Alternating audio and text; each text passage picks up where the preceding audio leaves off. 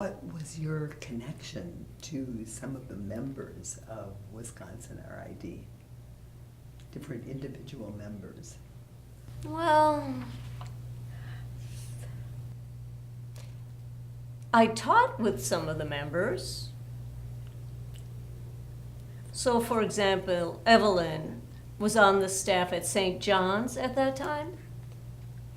And Mike Sinatl, Tommy Teskey's another. They were all involved. But also, I met many others, such as, well, for example, I went to UWM. I met Leo Dicker. I met Eve as well. I met you somewhere through the years. And I also remember Tim Mum. The two of us, well, they had this deaf, bright, remember that network? It was through the joint legislative committee. And we traveled and we would teach people and, explain different issues to them. It was a long time ago. There's a lot of travel involved, but it was nothing. I was younger then.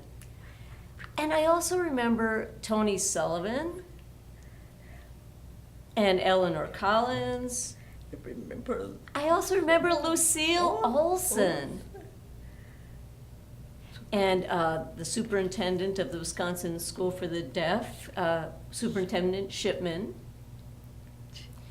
There were a lot of different people that come to mind. Margaret James, we became friends there in many different ways. All the names you're mentioning are old timers. Yes, they are. We had direct communication Yes. with Mhm. connection. I really enjoyed getting to know all those people that I worked together with. Who are the people in Wisconsin RID that influenced you?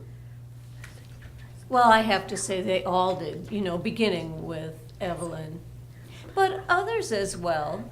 I remember specifically 4 deaf people. Herb Pickel was one of them. Doris Nyquist. Evelyn, of course. And the 4 of us were on the evaluation team before. How I passed, I don't know, it was just 10 years after I'd started signing. But I did pass, and I'm much more skilled today than I was at that time. So you said that the people who strongly influenced you, you mentioned them, all of them are deaf.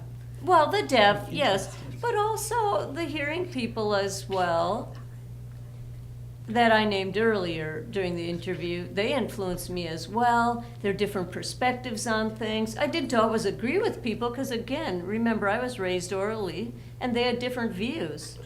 So I wanted to learn how to teach better because I was a teacher of the deaf at the time. So those people that influenced you, do you feel they influenced you with regard to interpreting or just the use of sign language or what? Well, I think both, actually. The use of sign language, of course, I could see that foreign teaching was very important. But before, I had perhaps thought it wasn't necessary. So first for teaching, and then second, signing at that time. Well, at the beginning,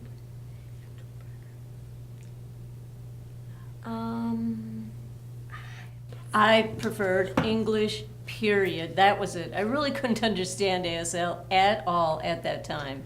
Now I can understand a variety of styles, but I could not at that time. I was focused solely on English. But you asked how people influenced me. I'm thinking, well, many different people influenced me. I can't remember all.